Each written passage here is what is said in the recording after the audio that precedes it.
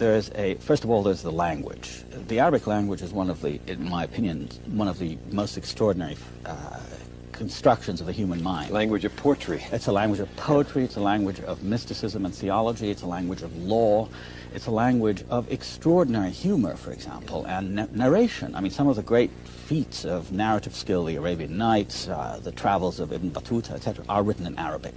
So there's that.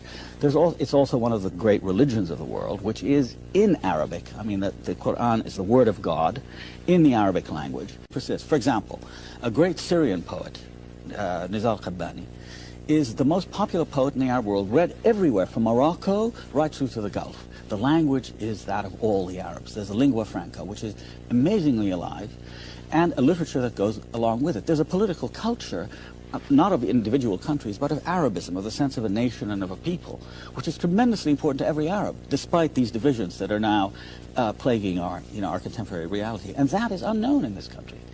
You're really fascinated with that language, aren't you? As a writer, you're a professor. Well, it's not only a rich language, it's been so much maligned, because it's considered to be a very difficult language. In fact, it's not.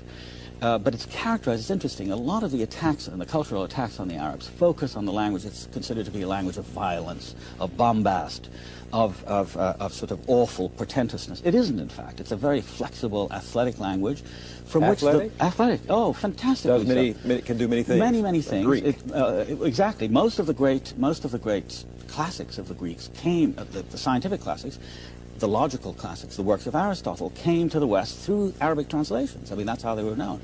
So that sense of the language unites us, because it's a language of religion, it's a language of everyday life, it's a language of courtship, it's a language of society, and its possibilities are as many as the Arabs are many. Many of those great romantic, if not erotic, poems came out of that certain Arabic style and tradition. Yes, but not only that. I mean, that has a certain kind of